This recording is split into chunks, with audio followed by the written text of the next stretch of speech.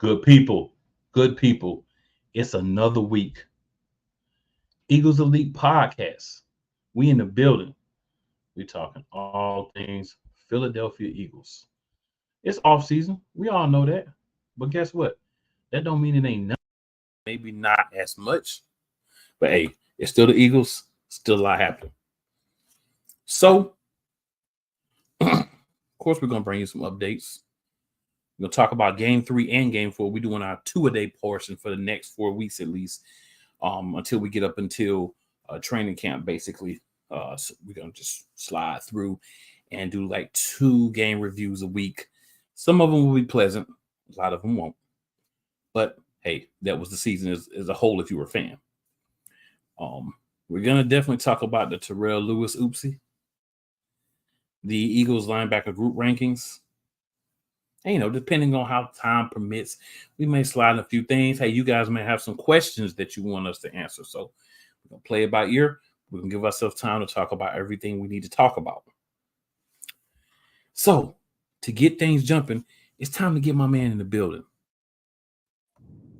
Wyatt, what up, man? Yeah, what's going on, cool? What's going on, Eagles Nation? Another week closer to training camp and the season. I'm ready to get into everything, man. You already know. And we swinging things like we getting in a rhythm, y'all. We getting in an off-season rhythm, so we don't even have to get in a rhythm for the regular season. So it's time for us to get hyped, and then we're gonna give it to you like we X. Let's go.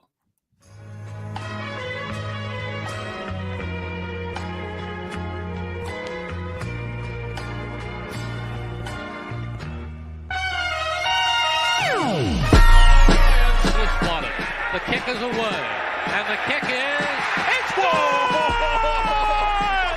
And the Eagles win! It's hard to come to South Philadelphia and leave here with the win. You just don't come to Philadelphia and leave here with the win. Eagles fans everywhere, this is for you. Let the celebration begin.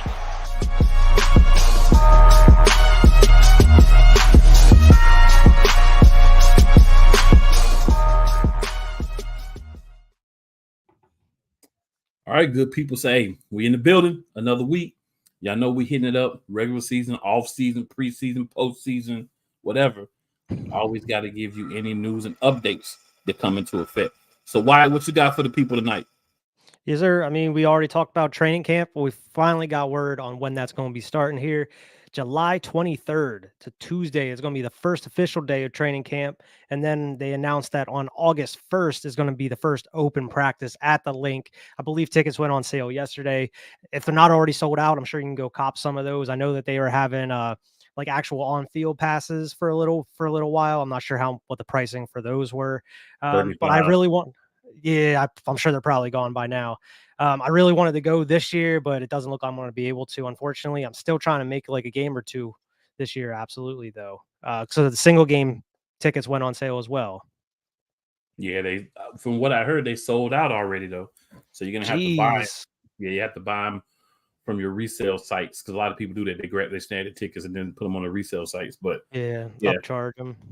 Now, you may be able to still get, the last I heard, there were still some of the tickets available for the open practice and then the VIP with the field pass.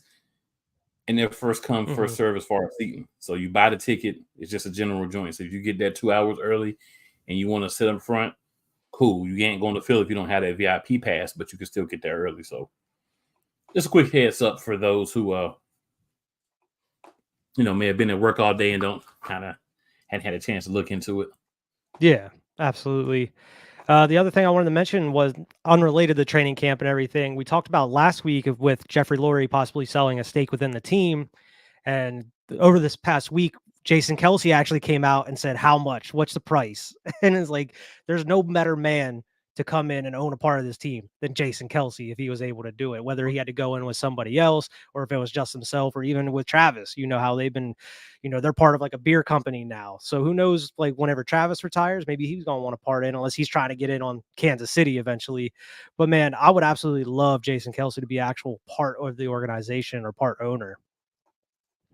That would be crazy, bro, to have Jason Kelce as a part owner of the team. That would be crazy. That would be interesting, to say the least. I would love it. And also, man, he said he would always be around a team. He told us, he said, I'm going to always be around a team. So being a part owner, you're definitely always around a team. So, hey, I love it. I mean, like you said, if there is somebody that I would be like, let's get it, Jason Kelsey's going to be there. And if Travis wants to come, that's cool. You might as well own part of the Eagles rather than those cheating queefs, because after a while, you can't cheat. You know, at some point, you can't cheat. So, yeah. So, I mean, that would be sweet if they were able to do that, if they were able to pull that off. Into more official news that you kind of alluded to, you know, during your introduction here, we've been having a kind of a quiet season as far as players go, other than like pickups. But we have, you know, somebody kind of making some headlines here. We got Terrell Lewis making headlines, apparently with model Mia Mercy. Apparently he ran out without paying a tab during some extracurricular activities. And there's a video of him being chased down some hallways and down the street, apparently. It's a mess, man. Like, I remember seeing this whenever it first popped up, and I completely forgot about it until you mentioned it. I'd actually go and pull the video, and that is hilarious. But I mean, man, you gotta be paying your bills. What are you doing out here? And the what's funny is the report is it was a triangle affair, right? Man, You even going above one Mr. Zion Williamson in your activities. Crazy, man. Like, I saw that and I'm like, dude, are you really like? So you clearly could tell that there was two women, because one had the camera and the one was chasing him. So apparently, you know, instead of paying his bill for services rendered, if you understand where I'm going with that, he decided to skip out and took off. Like, she's still like, you know, in her birthday suit and all that. And she just wild out. I'm like, bro, you really just gonna wild out like that? That's how you get Straight down, up. like, for real? Yeah, that's not good at all. Mia gonna have to start taking that money up front for anything now. You can't be wait till after. Hey, he ruined anybody else getting getting services before pay. Now you got to get paid Ruin it before for service. everybody. Thanks, Terrell. Yeah, you got a woman running through the halls in a birthday suit because you wilding, don't want to pay your tab. He must have saw that bill and was like, "What? Excuse me." Hey, you should negotiate all of those things beforehand, right? Negotiation is supposed to happen before services. He might have saw it and ran out, or he might have just said, "I'm gonna give me a freebie." You know what I'm saying? Yeah, I mean, maybe they put a couple add-ons. Maybe he wanted some extras. Well, you're well enough known where people gonna be like, where you're gonna be known and you're gonna get called out and whatnot. And they clearly were taping anyway, so you can't get away with it. Like, come on, bro. Yeah, like, one, you an NFL player. Two, it's with like a model, like a pretty famous like OnlyFans model, I guess. Like, it's gonna get out there one way or another. What are you doing, man? It's not a good look. You're not a smart move, man, but hey, it's done now. You can't go back in time. But somebody trying to make the team, that's not a good look. It's not what you want to be known for. It's not what you want to be known for. So, good people, we got our first comment of the night. Philly says, good evening. Good evening, Philly. Thank you for tuning in. Appreciate that. On, Philly? But yeah, man. Not much else really with the news. Like we say, you know, it's a time of year where there's not as much information as there normally is. So something weird I came across. The Philadelphia Eagles have a former player on every team except one. What team would that be? Right. So it is a AFC team. I'm checking now to see who it is. I had it up earlier, guys, and then the wonderful internet decided, nah, we're not gonna let you have that. You know, like, give me that. Yeah, like, give me that. But yeah, so does it tell me here? I may have to come back to it.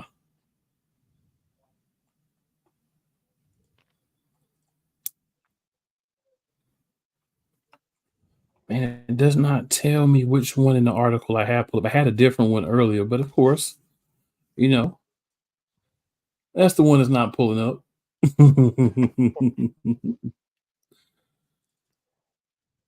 But yeah, so we'll find out what team it is, and I'll get that information back to you guys before we end the show tonight. I'll do some real time research here and find the answer to that. But before we, we'll move back to that. No biggie. I'll get you that info. What we're going to do now is we're going to actually go ahead and slide into our first break. We're going to try something a little different with our commercial breaks. So bear with us. We're going to be back here in a couple of minutes. We're going to keep it moving. Eagles Elite. This freezing is not a good thing. Live is live, y'all. The best thing about live is it's live. The worst thing about live is it's live. It's live. All right, let's do the thing. Here we go. Drew Willingham.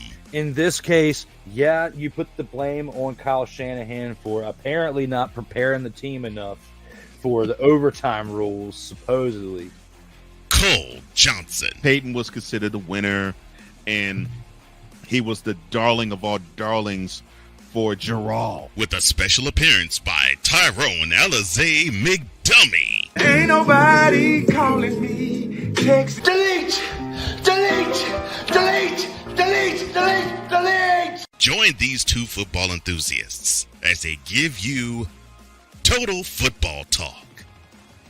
Live every Monday at 4 p.m. Eastern, 3 p.m. Central on the Sertoba Media and the Comey Media YouTube channels.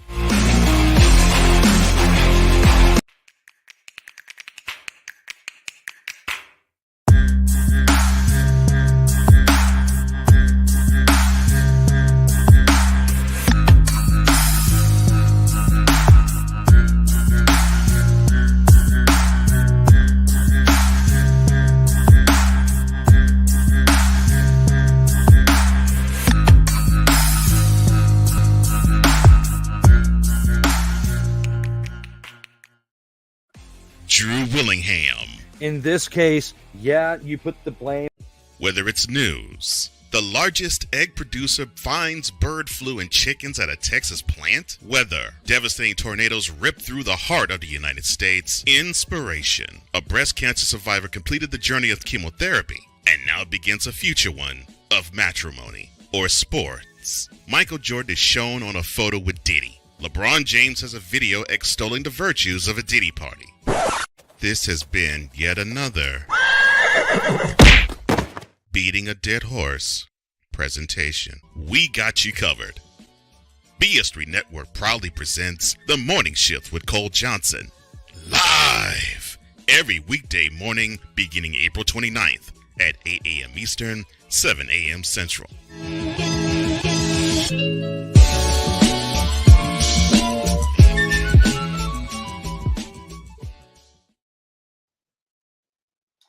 All right, guys, just to tie up that last loose end, ironically, the only NFL franchise, of course, we can't count the Philadelphia Eagles, besides the Philadelphia Eagles that don't have any former Eagles players on it because they're not former, they're current, would be the Arlington football team. Interesting. Yeah. Because I saw them Awesome. like I remember seeing it, but hey, that's something I want to verify before I put out into the universe because that's big. That's not So you surprising. ever I thought you were played going to say Dallas, number one suspect. Yeah, Arlington football team. Dallas. Oh, for some reason, I thought you said I was somewhere else. Yeah, I mean, Yeah, that makes total sense. If you come to Yep. Philly, it's like, I feel like it's part of the like small print in the contract. Like, you can't be going over to playing with Dallas. After playing here, you can't do it. Jason Peters didn't adhere to that small print. James Sucker. Pierce just going anywhere that would take him. Yeah, pretty much. He was like 3 years past his career and still playing. So Snowman Multimedia with the hey, Snowman checking in from Indiana. What's going So on, we got Snowman? the Snowman checking in. Appreciate that, Snowman. So Wyatt, man, we got 2 of these things to get through, man. We're gonna start. We do. Game 3 from last season. These are considered our 2 of the weeks, guys. So we're going through the games 2 during a week. We're gonna start off first with Philadelphia Eagles week 3. So for those of you that may not remember, week 3 was a win for the Philadelphia Eagles because the Philadelphia Eagles won a lot of games. But what I want to point out is every win is not a good win. So week 3, we played the Tampa Bay Buccaneers. That's a game that we did win 25-11. And we did score in every quarter. But truthfully speaking, it's only 1 touchdown in that game.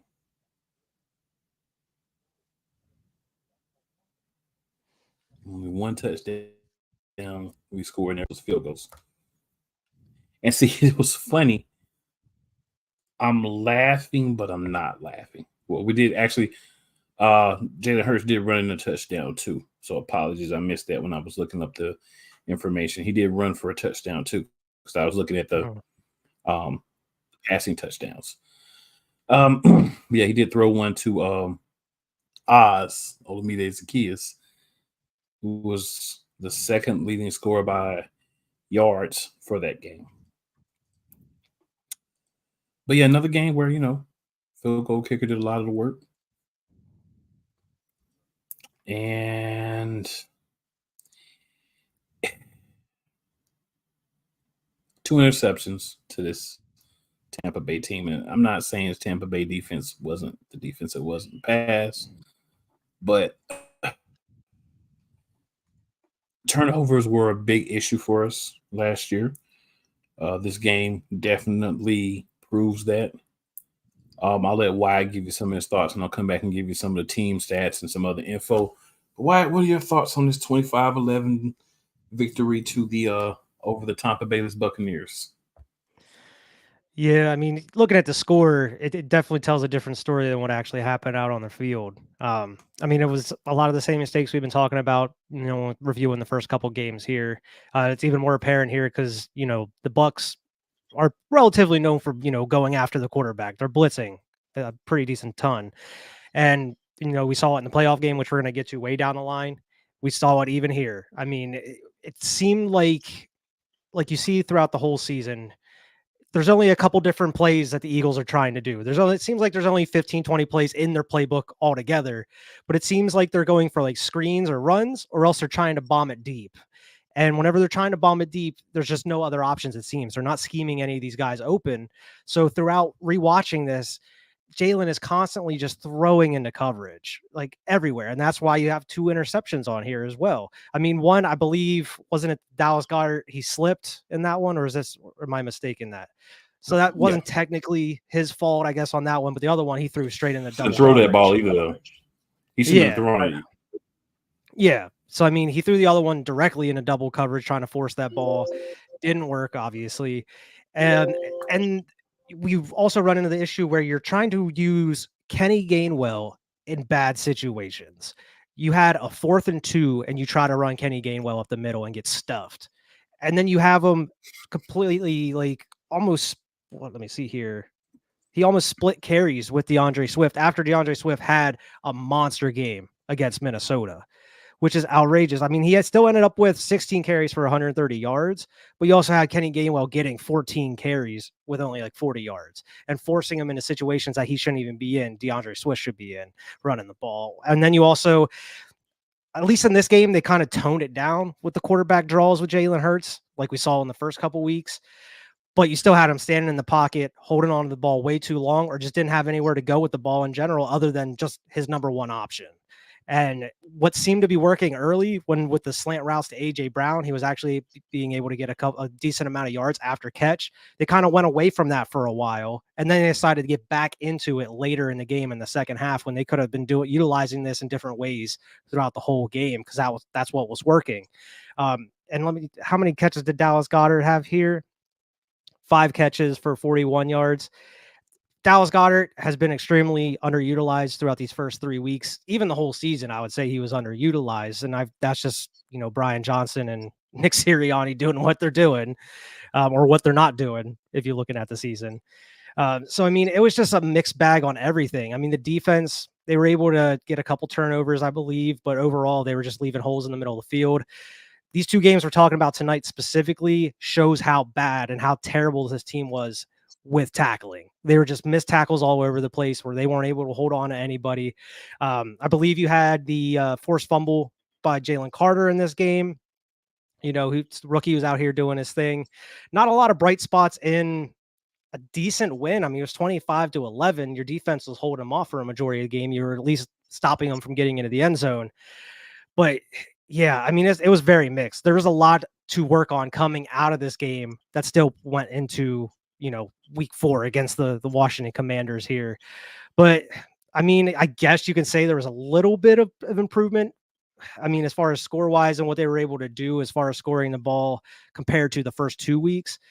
But man, I just don't understand how you just not fixing any of this. I mean, even 3 weeks into the season, you're still not fixing any of the things that were happening within the first couple weeks that were going wrong. I mean, you're not scheming anybody open on the offense. Jalen's holding on the ball way too long, or trying to run the ball when he shouldn't even be running the ball, or throwing it to his check down if it is there. I don't know. It just seemed like the warning signs were there extremely early on. Your check engine light's on, bro, and you're just not doing anything about it at that point. It doesn't make any sense to me. Yeah, I would completely agree with you, man. I would completely agree. Gonna shout out, got a couple more comments here. So Playmaker says it's Wednesday, huh? # Fly Eagles Fly. And then he's laughing. You'll be saying that when they get smacked around your Rams, bro. You'll be saying Fly Eagles Fly. But I appreciate you watching Playback because you're my guy, even though you're a Rams fan. And for 1 week, you're gonna have to be on the other side. I can't ride with you, can't support you, won't support you. But the rest of the time, we all right. Yeah, do it. Yes, sir. Matter of fact, we're gonna have you on that week. So Benny in the building, Benny Boone, the man that makes the caps for us. I don't have a Benny Boone creation on the day, but y'all know I'll be rocking the Benny Boone creations. And Benny, that Dijon shirt, gotta talk about it. All right, so Benny says, well, the play was designed to throw into double coverage. That's the way Nick designed the play. Exactly. That's what I'm saying. Hurts should have never made that throw, even though that was the read. He shouldn't have made that read because you're throwing a double coverage. Bad things always happen. And when your coach is telling you to do so, you got to understand that he's an idiot and you probably don't want to listen to what he's telling you. Yeah, a lot of what we were seeing was Jalen trying to force a lot of things, trying to play hero ball in a way because there's really nothing else he was able to do. There's no one else to throw to. Everybody's covered. They didn't run enough routes, and they didn't do anything unique. Yeah. No man says, # Fly Eagles Fly. The Arlington football team will not see the playoffs. They may see the playoffs, but here's the one phrase that is going to be consistent with the Arlington football team, probably until we are all, bless our souls, no longer in the earth. Arlington football team will not win the playoffs. And you know why they will not win the playoffs? Because or Super Bowl or make the championship game, all that stuff. No testicular fortitude within the organization. And I think you get rid of Jerry, then you're just bringing in another Jones who says it's going to be much different. They were trained by him. All right. And then in the building. So has an incorrect statement that I'm going to correct. He says Nick wasn't the play designer or caller at that point. It was Brian Johnson. So your comment is half right and half wrong. Nick said himself in a press conference later in the season. The play designs were all his. The calls were Brian Johnson. But if you give me a hot pile of monkey poo and tell me to make something good out of it, it's still going to be a hot pile of monkey poo. So I do agree that he wasn't the play caller, but you didn't give him much to work with as the play caller because he had to run Nick Sirianni's playbook. That didn't work before, which is why Nick Sirianni took a back seat and became rah-rah hype guy, and we let the guy who knows how to actually call plays, Shane Steichen, call plays. And we got a new playbook. So let's take the Nick Sirianni playbook, and what I would like to do is take that, and I would like to find the nearest fire get a little hen dog from Unc, make sure we saccharate it, and then burn it.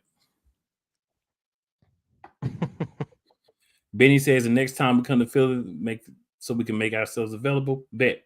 We got you, Benny. We got you. Stewie says Nick wasn't involved until after the Jets game. Incorrect again. I got to. That's incorrect. The playbook from week 1 that was being used was Nick Sirianni's playbook. The play calling was Brian Johnson. But again, the playbook was Nick Sirianni. He said it himself multiple times throughout the year. The playbook that was being used was his plays. Now, the play call of those garbage plays was Brian Johnson. But again, steaming monkey poo. You want me to call steaming monkey poo? You can't get much good out of steaming monkey poo. Just, a lot of what we saw for quality plays was audibles that they were calling on the field. You know what I'm saying? And they even said that the players said that too. They were calling audibles on the field, and they're so happy that they have a different playbook this year. And that's not a shade on Brian Johnson at all, because they don't have a problem with Brian Johnson. They had a problem with the playbook that they were using last year. Now, if you want to, so I say this about Brian Johnson. I know he's getting a lot of flack, and I'm not saying that he's blameless in what happened in these games we're talking about. But what I will say is, handicap me by giving me a bad playbook. There's not much that I can do. Yeah. We don't really know the true Brian Johnson or what his actual offense would look like. So also, Unc says it was his playbook, but he never designed any play in the playbook. Shane did. So what I'll say to this is, Nick said it was his playbook, his design plays. Shane took his playbook with him to Indianapolis. And that's why on display. Yeah, and that's why they looked a lot better last year than we did. So if Shane designed the plays in this silly Sirianni playbook, then Shane, that must have been like rookie year. He was hanging out with Tony Khan and he made that playbook. For those who don't know that reference, I am a true believer that Tony Khan is a nose powder monster. So he had to be doing that if he made that playbook. The difference is, and I say this, the differences between what we saw last year and what we saw the 2 years before that when Steichen was calling plays was night and day. So yeah, I'm going to have to say I don't believe that Steichen made that playbook for Sirianni. I believe Sirianni made that playbook because he thought he was going to be the play caller for the Eagles, which he was about 6 games or 7 games his first year. And after that, it was like, yeah, Steichen need to call these plays because this is not working out and we're trying to win games. I still think like my biggest beef in all of this is do not bring someone in to call a playbook that's not theirs. Yeah. If you're going to hire a play caller, you're going to hire OC and he's going to be the guy that calls the plays. Let it be his plays. Now, if you want to interject a few of your plays into it, that's cool. But it's got to be his playbook. So Unc corrects me with confirming it was 7. I said 6 or 7. He says it was 7. I remember it was around there, but thank you for that confirmation, Big Unc. Yeah, it's Nick sitting around all last summer, smoking that herb, playing Madden, and getting good ideas from the Madden playbook, marking them down, and bringing them into the NovaCare complex. Like, hey, this could work. The same 15 plays for Madden. Pretty much. It was disappointing. This is another one of those games where you get down to the nitty-gritty, and a lot of what should be going on is not going on because the way we're moving is just not right. 10 of 16 on third downs, 2 or 3 on fourth downs. Why do we keep getting into situations where we have 3, 4, 5 fourth down plays when you're playing against a team that you were dominating on the run? You know what I'm saying? Especially like when you have the playmakers, you have Swift, you have Goddard, Smith, and AJ Brown. It should be easy for you to get those yards, whether it's 10 yards, 5 yards, 3 yards, what have you. You should have a play for everything. With those playmakers, you should be able to do it. Dude, even when you average in the raggedy 14 carries for 50 yards from y'all boy, Gainwell, not my boy, and not my boy, y'all boy watching. Even when you add him into it, we still had over 6 yards of play rushing the ball. Well, 6 yards per play, excuse me, between the pass and the rush. My thing is simply this. How you got 6 yards to play, but you got all these fourth downs? What are we doing? And that's like one of the biggest beefs I have with the play calling was it just the playbook that was being used, I feel like wasn't that good. And I feel like the play calling wasn't enough to make up for the poor playbook because you had a young guy in there that was just learning. We had 27 first downs to their 12, right? They didn't have any fourth downs. We had 78 plays to Tampa Bay's 44. We only allowed 1 sack. They allowed 2. We punted once. They punted 4 times. But again, we had 1 fourth down we didn't get. We both had 20 yards of penalties. We had 3. They had 4. They lost a fumble. We threw 2 interceptions. They threw 1. TOP, 38-55 for us, 21-05 for them. And the reason I talk about some of these things is to point out we dominated that game statistically. But then when you look at the score, you're like, bruh, and you only got 25 out of that? 2 turnovers, a missed fourth down, averaging 6.1 yards per play, but still getting in 3 fourth down situations. These are things that could have been cleaned up. But after this press conference, what did we get from Nick Sirianni? This was the week where I knew that we were in trouble. You know why I knew we were in trouble this week? Because this is the game where they asked him about winning and how things are going and the fact that, we only put up 25 against this Tampa Bay team, even though we ran the ball for 200 yards. And he said, winning is winning. It doesn't matter if you win pretty or you win ugly as long as you win. And while I did kind of count this as probably technically the last preseason game because those guys didn't see much work in the preseason, there still was a lot of stuff that needed to be cleaned up after this game that was not addressed. And that was the problem I had. We weren't addressing, adapting, like you said earlier, making changes when we needed to. I don't have a problem with you come in with a game plan. It don't work. It's okay. That happens to everybody. But when the game plan is not working, fix it. The defense kept us in this game. You know what I'm saying? We only gave up 11 points. If the defense had played worse, we'd have been in trouble. And they weren't exceptionally great, but they were solid.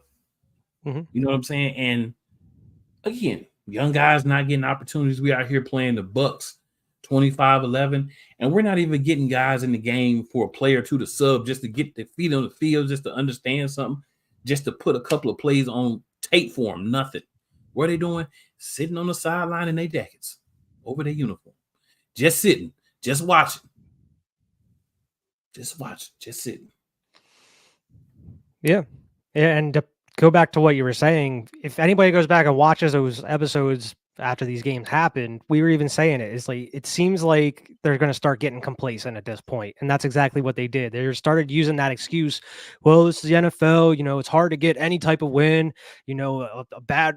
A messy win's better than no win at all or anything that's exactly what they kept saying from that point on. And they just kind of use that as an excuse to kind of not change anything or kind of not do his job to kind of incorporate new things into that offense or install new things to kind of, overcome all the, everything that's happening to that offense or it's on the defensive side in general.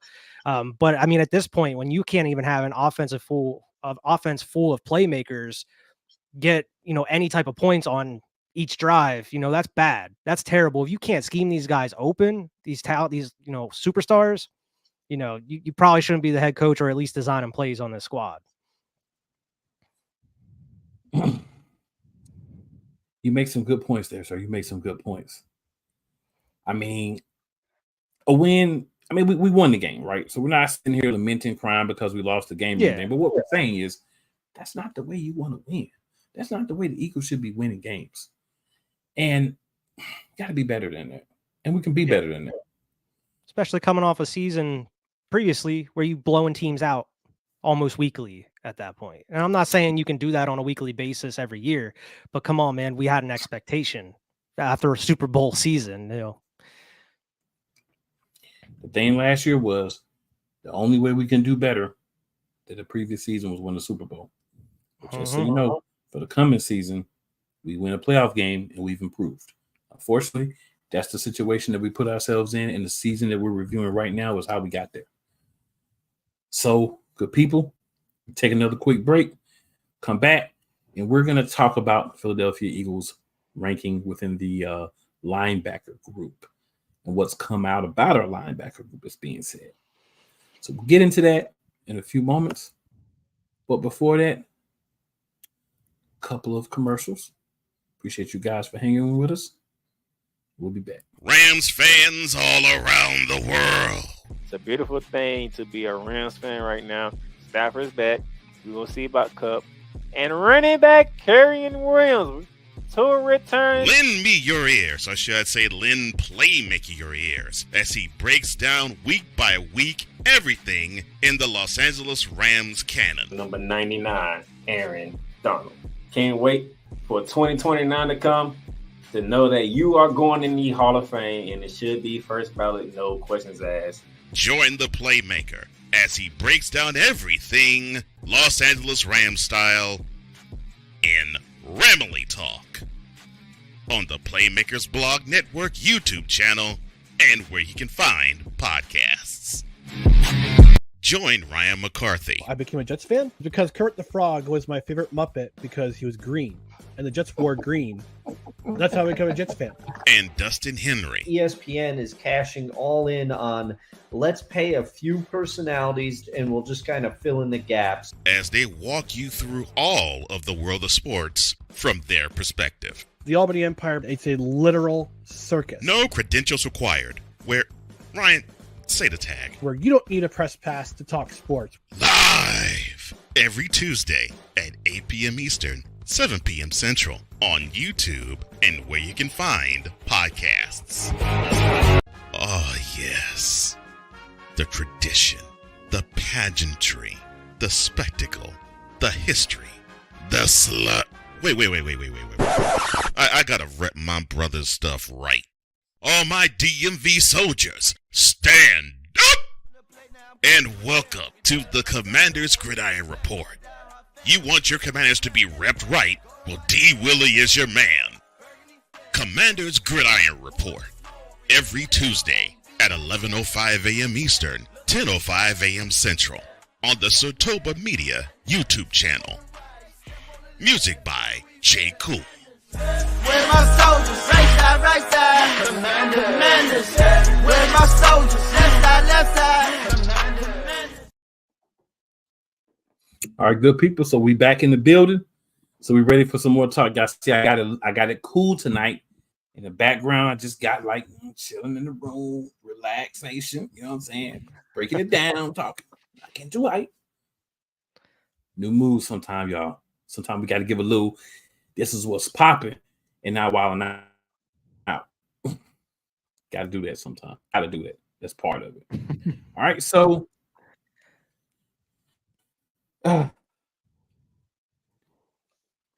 Linebacker rankings were done. I believe it was CBS. ESPN. We were ranked. It was ESPN. Okay, I thought it was CBS. Yeah, Michael Clay's projection. Yeah, we were ranked 30th out of 32. Right? And honestly, the reasons that we were ranked 30 out of 32 going into the season, a lot of them are fair. But it's going to be up to the Philadelphia Eagles to come out and fix that this year. So Wyatt, I'm going to let you talk to the people first. What are your thoughts on the 30th out of 32 ranking for the Eagles linebacker group? Yeah, I mean, it definitely seems pretty low. Like, I'm not saying we're anywhere up in like 15 to 1 or anything like that. But I, like you said, I do kind of understand where they're coming from. I mean, we talked about before, Nakobe Dean hasn't really proved anything within the league so far. He has to stay healthy this season. And as far as being that green dot, he has to kind of be that leader for the squad and be able to be out there on the field. Jeremiah Trotter Jr., he's a rookie. Don't really know what he looks like in the NFL. Oren Burks and Devin White are the new ones to the team. And Devin White's coming off of a kind of a low season with the Bucs. That's why he kind of needed that fresh start. So there is a lot of question marks with the squad right now. But I got to say, if this squad is ranked 30th, what would we have ranked last year's? Because that would have been easily 32. Like last year's was a terrible linebacking group. So I mean, I would have easily put that above what we had last year. But I mean, looking at some of the other teams that are above us, I mean, I can understand why they have us low, but I definitely think we deserve to be up just a little bit there. So I mean, if you break it down, right? Nakobe Dean hurt a lot of last year. Things happen. There's no, oh, he's a bust or anything from me. There are people who, if you don't make the Pro Bowl by year 2, then you're horrible and you need to be replaced and cut and all that. But I think Nakobe Dean can be a solid guy for us. But what we need to watch out for is what we saw from the OTAs. So we saw Devin White, we saw Zach Bond take a lot of the inside linebacker, where you'd be truly playing linebacker in this team. First team reps.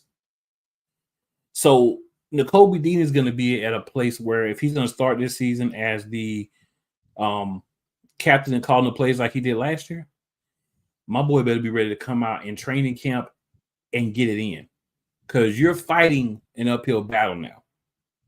Which one of two things is going to happen. He's either going to come out and he's going to say, one of these 2 linebacker starting spots is mine. Somebody's going to sit on this bench and watch me. Or Zach Bond, Devin White are going to do enough to keep him on the bench. And he's going to be a backup this year. And if he doesn't start, or even if he doesn't necessarily start, if he gives great reps, I think we'll be good with him. If he doesn't give great reps whenever he plays, it's going to be a problem. Yeah. Devin White, good player, but didn't have a great year last year. That's how we were able to grab him. That makes sense. Zach Bond, a lot of talent, but he couldn't get a starting role in New Orleans. We brought over a player from New Orleans before, and it worked really well.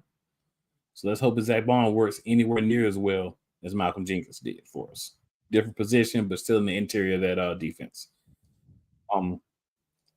These are guys that Vic Fangio loves. He's been speaking a lot of positive things about.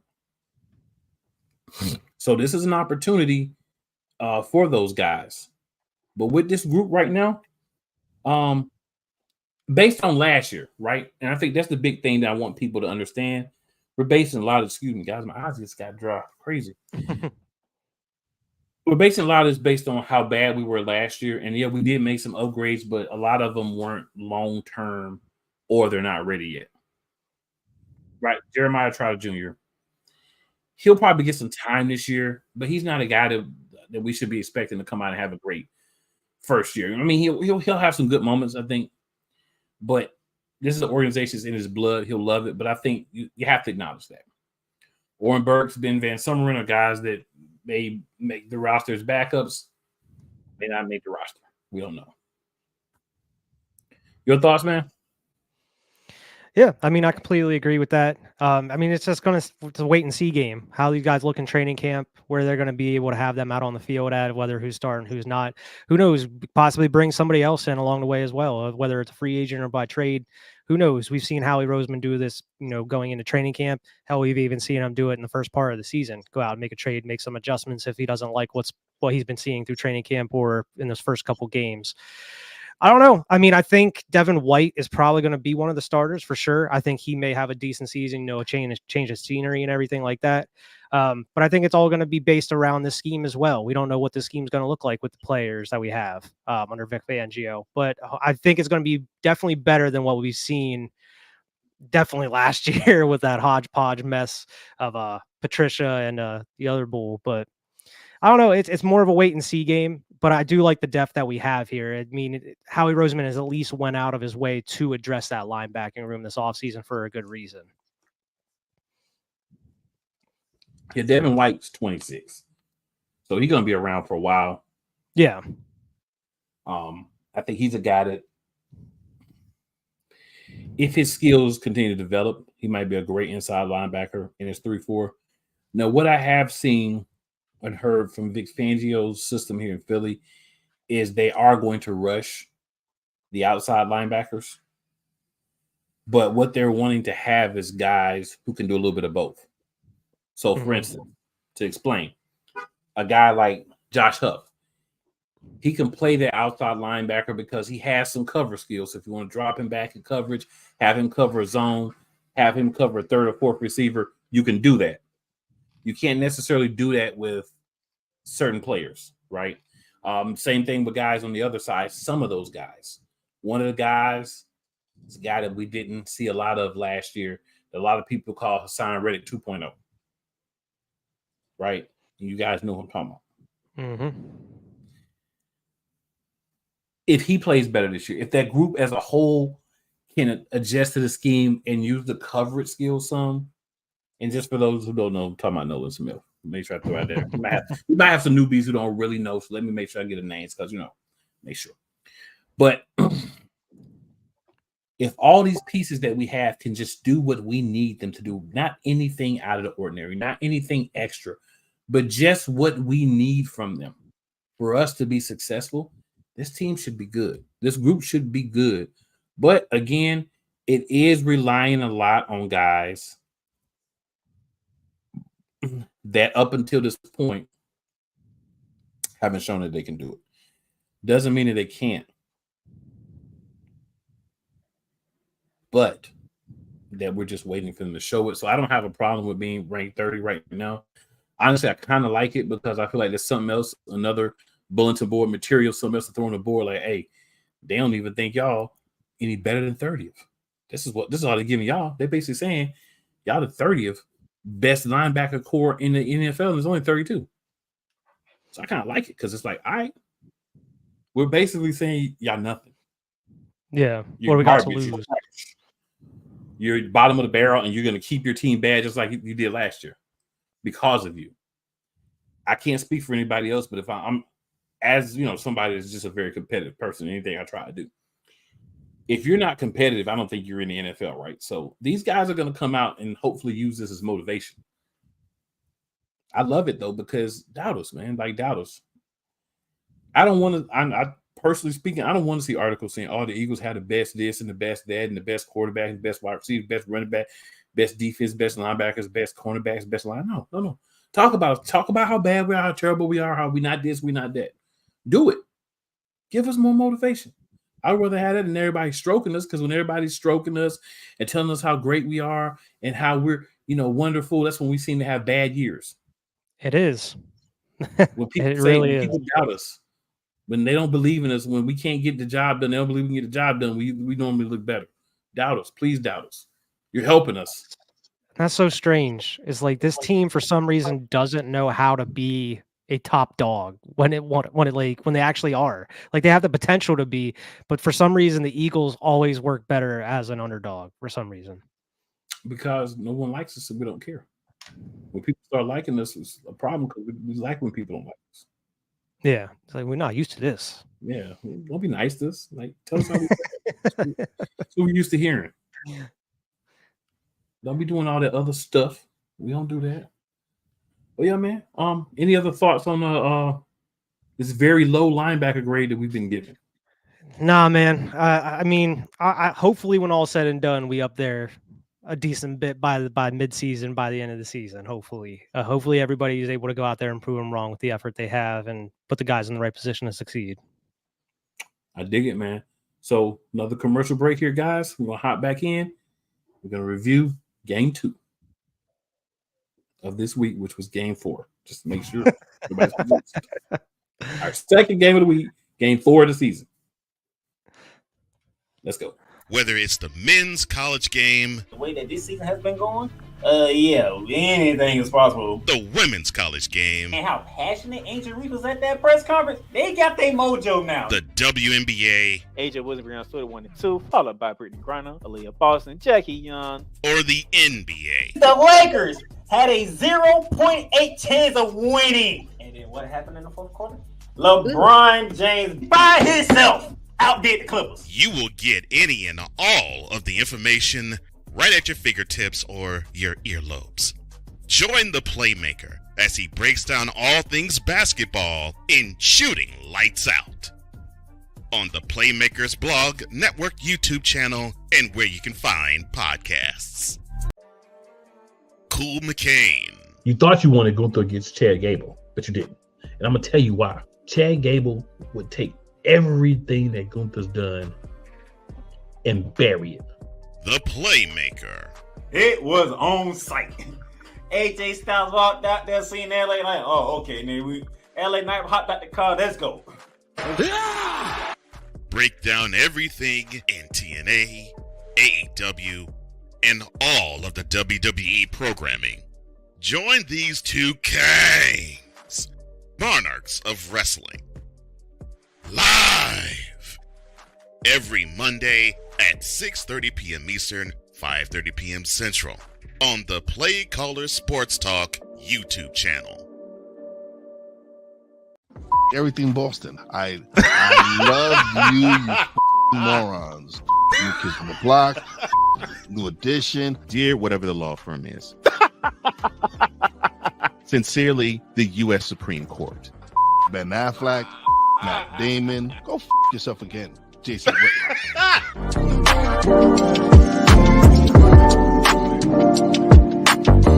Join the transporter to Hades. Your butt and gut becomes one. Join the reformer of hooker whores. This is my daughter, Placenta Booty Johnson. Join the bronze god. Whenever you are in distress, take off your baseball cap and throw it in the air. Join your very own superhero of broadcasting, Chris Bass. So whatever color crayon they get, they palm it and do two circles, and that translates to, I can be the black people. As he takes you through the week's paces in Baseline.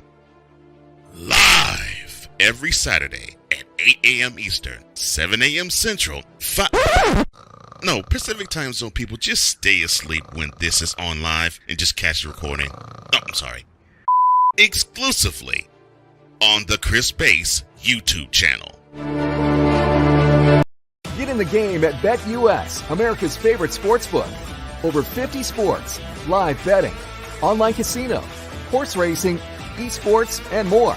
Start now and enjoy easy deposits, fastest payouts, and the biggest bonuses. And for over 25 years, BetUS is a name you can trust. Mention TV 150 now and get up to 150% in bonuses. BetUS, we've got your game. Call or visit BetUS.com now to join. Yes, sir. Yes, sir. Shout out to 502 Angel Radio, who also are playing our wonderful, released to us, our wonderful product here, right? And if you're listening anywhere besides Eagles Elite YouTube channel, please make sure you hop on youtube.com/at Eagles Elite Podcast, or just go to YouTube, type at Eagles Elite Podcast, and your little search bar, lovely search bar at the top. Hop on us. Make sure you hit that subscribe button for us, that like button, and also that share button so that we can get this wonderful product to other people who may like it. All right, so Wyatt, first NFC East game, it was stressful to say the least. I'm going to just say this and I'm going to let you take it away. First quarter, we both scored 7 points. Second quarter, they scored 10, we scored 3. Third quarter, they don't score, we score 11. Fourth quarter, they scored 2 touchdowns, we scored 10. They get the game to overtime with their second score. And in overtime, we pull out a victory. I'll let you take it from there, sir. Yeah, I mean, we talked about it in the last game. I mean, Jake Elliott's the MVP of the season so far as the Philadelphia Eagles are concerned, sitting at 4-0. Yeah, I mean, they won 34-31 in overtime. Defense just could not stop anything. I mean, they got a couple stops here and there, but they didn't get the stops when they really needed to count to kind of finish the game off in that fourth quarter. I mean, Jalen Hurts, I mean, you allowed Sam Howell 290 yards, 29 of 41 with a touchdown. and he was also running all over you whenever they didn't have anybody open, which was rarely the case because the middle of the field and even on the sides were wide open to a lot of their receivers and tight ends. I mean, Jalen Hurts had definitely a better game than the last one here. He had 319 yards with 2 touchdowns. DeAndre Swift had 14 carries, 56 yards. Weren't able to get too much done on the ground. He did get a touchdown, though. Jalen Hurts was the second rusher, and then Kenny Gainwell ended up with 4 carries, which exactly where he should be compared to the rest of these games where he was getting like half the carries as DeAndre Swift. But man, AJ Brown, this is that streak where he went up and broke Calvin Johnson's record. He had 175 yards and 2 touchdowns in this one. Smitty was involved, 7 receptions for 78 yards. And Smitty, he had one of the best catches of the game there, coming down and he went up above double coverage and ended up coming down with it, setting up that touchdown. And the huge touchdown that AJ Brown had as well, you got to thank Zacchaeus for, because Zacchaeus was blocking like 2 different guys down the middle of that field when AJ was running. There was a lot to like, I would say, more so than the last one. As far as the offense was concerned, they were actually able to get the ball moving down the field. It was just more so they weren't able to get the ball in the end zone as much as they needed to, compared to Washington. It was a step up from where these other games we talked about previously, but like we were talking about here, I mean, the score still ended up 34-31 going into overtime. Talked about how the defense helped us out that last game. They were really a detriment for the team this one. They just weren't able to get the stops when it needed to. I mean, in overtime, Hassan Reddick did come up big with a sack or 2 there. But man, I mean, it's kind of hard to talk about these because it's a lot of the same problems week in, week out, whether it's Jalen Hurts holding on to the ball too long or trying to run it when he shouldn't be needing to, or just throwing it into, double coverage, or just not having guys open in general, or just not running the ball when you needed to. I mean, DeAndre Swift had 14 carries. You easily could have had him up above 20 if you really wanted to. Just a lot of weird decisions here and there. I specifically remember going back and rewatching this. We could have easily went for a brotherly shove to get a first down in the middle of the field, and they decided to punt it anyway. And it's like, you need to be aggressive. And that's what exactly helped us during that Super Bowl run season, is we were constantly aggressive, putting our foot down on people's necks week in and week out. And it just seems like Nick, whenever he's either designing plays or kind of coming up with these, just either if they want to go for it or not, making these decisions, it seems like he isn't really being as aggressive as he should be, or as aggressive as Steichen was at that point in time if he was the one making those decisions. And I mean, that's really what happens as far as this offense and as a whole. It seems like sometimes they're either playing it too safe or they're trying to go too aggressive and just trying to bomb it deep every other play. It's like there's really no middle ground with this offense during this season. Yeah, you could definitely tell, to the point earlier, this playbook was a lot less robust, a lot no motion. Not run heavy enough. I think you had to run the same run plays over and over because there wasn't a lot of run plays in it. This is a playbook set up for a lot of passing. Weapons for that, but you have to diversify your playbook. You had a good running back. He had his first 1,000-yard season with us. We didn't bring him back. I understand the Saquon Barkley move, and if he stays healthy, it does make sense. But you had a guy that you could have got for less that would have allowed you to, do some other things. So just, not mad that Saquon's here. Just don't understand why we didn't try to keep the guy that was already doing well in an otherwise pretty poor season. I mean, honestly, last year, the only people that played well was the offensive line at times and the wide receivers. Because Hurts had the numbers for MVP, but too many turnovers. And we'll talk about it. A lot of the games, there were turnovers from Hurts, and that really hurt, pun intended, our ability to, be better later in the season, because we couldn't play clean games. Even when the defense was falling apart, we still were making some plays, but we couldn't play clean enough to do anything. So it was a lot of things that happened at the end of the season, but I'm gonna stay in the moment, even though I know where it's leading. The big thing for me, man, when I look at this, that's 17-10 at halftime, right? We go into the third, we get a field goal, get it 13-17, then we make it 21-17 with the nice pass from A.J. Brown to Jalen Hurts. Gainwell did a 2-point conversion on that one. You go in the fourth, we kick a field goal, we go up 24-17. Then the Commanders come down. Brian Robinson has a 15-yard run, ties it up. Go up. But I don't like to go up because with the defense playing like it was playing at the time, I would have preferred, I said this before we scored a touchdown, not like one of them after things. I was like, we shouldn't give them any time on the clock. We should try to run the ball a couple of times and see what we could do in the worst case scenario. We just get the clock all the way down and kick a field goal, and then they have no choice. They don't get the ball back. But they decided to go for the touchdown when it was there, which I can't knock. But again, the defense did not play good this game. So you want to try to keep them off the field or make them, or if they have to get back on the field, maybe you want it to 30 seconds or something, not almost 2 minutes. We went in and scored a touchdown, got up 31-24. They come back down. They get a touchdown with Jahan Dotson. So now we're tied. We go to overtime. If the Commanders had a little bit of a test ticket with fortitude, maybe we don't even get to overtime. Facts. They go for 2. We could have lost that game. I honestly don't know why they didn't go for 2. But we got the field goal in with like 4 minutes left in overtime. So both teams had opportunities. They couldn't do anything with the ball on offense.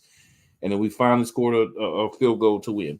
Both games against the Commanders were close this season. This one in Philly was a lot closer than it should have been. The defense didn't play well, but they were owed a game where the offense had to carry them because they had been carrying the offense through the first couple of weeks. So they were owed that, like, y'all get us back game. And this was definitely that, I feel like. But overall, man, you can't fault individual performances, right? We talked a lot about what guys did. Howell had a clean game. He did. He looked a lot better against us. He did about a lot of other teams.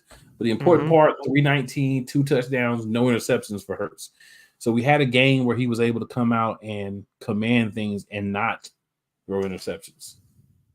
So I was excited because of that piece in this particular matchup. We don't win that game without Hurts. I mean, that's where he kind of went into his superhero mode where he started running towards the end of the game where he was getting 10, 15 yards per run. And 2 big touchdowns to A.J. Brown. We'll see that a lot more throughout the season. A.J. Brown had 9 for 175 in that game, so he was a big part of what we did. Smitty had 7 for 78, so he had a solid game too. You know what I'm saying? But I mean, like towards the end of the game, like the back half, it seems like whenever we have to win a game or if we're down, it seems like that's when Hurts kind of elevates his game, is able to make those throws or is able to, go break off and find these wide open lanes to run through. And that's where he gets like the 10 or 15 yards. Like we saw it in this game. We saw it in the Buffalo game. We see it in a couple other games throughout the season as well. Yeah, no, don't disagree. I wasn't disagree with that. I was just saying also, I thought a couple other pieces is like, even with what Hurts doing, if these guys don't do what they do, the way we were playing that week, we still could have caught a fat L, which I wouldn't have liked. But hey, wins are wins. That's damn near every week in this season. and then of course we get the press conference, talk to Nick Sirianni, and he says the same crap again. It's like, bro, do you have no understanding or awareness? This cannot continue. Both sides of your team have to play at least relatively good for you to have a chance to win. It's not happening on a regular basis. Understand it, bro. But that's all we got, man. That's all we got.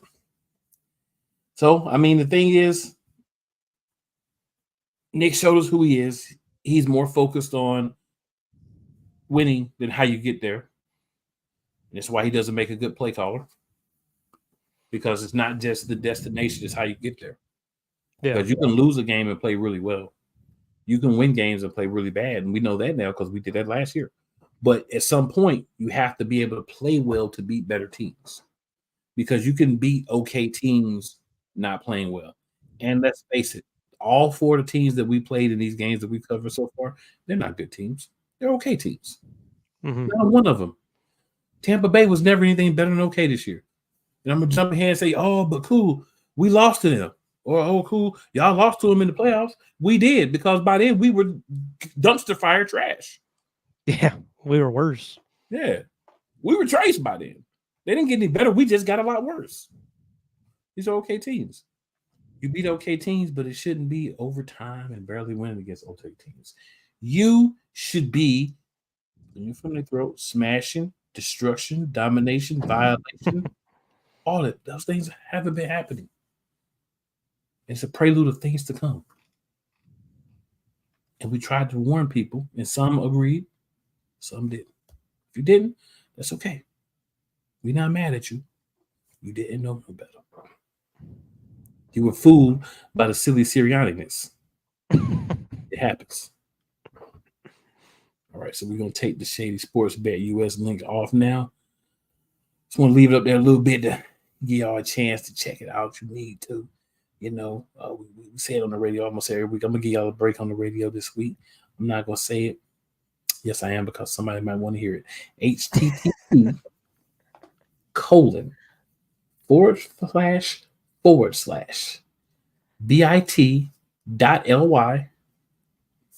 again, Shady Sports Network -bet US capital.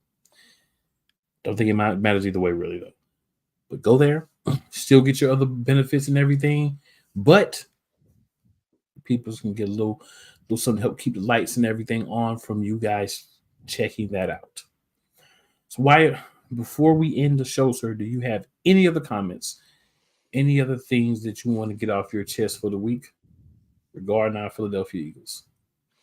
No, man, I'm just excited for training camp roll around. I'm ready to see those hype videos and those daily videos from practice and everything. Just get the blood flow and get the adrenaline running, getting ready for that season. It can't come fast enough. I'm super hyped. Make sure to like, share, and subscribe as always, guys. Absolutely. You know me, tell 4 of your friends and tell 4 of your enemies. Just because they don't like you does not mean they won't like us. If you're anywhere besides the Eagles Elite channel, search bar at Eagles Elite Podcast. Go and give boys that like, share, and sub. We need that. We always need that. We should have our diva back next week. We're getting closer to the season. We might get some recap people in. You never know what we're going to do from week to week. Sometimes we don't even know. So stay tuned. We'll be back at you next week. Fly Eagles Fly. #be elite. And always remember, it is never where you start, but it's always where you finish. That good, people? Out of here for the evening. Make sure you're back next week. We're going to do this thing all over again. Games 5 and 6 next week. Spoiler alert, they're wins. Let's go.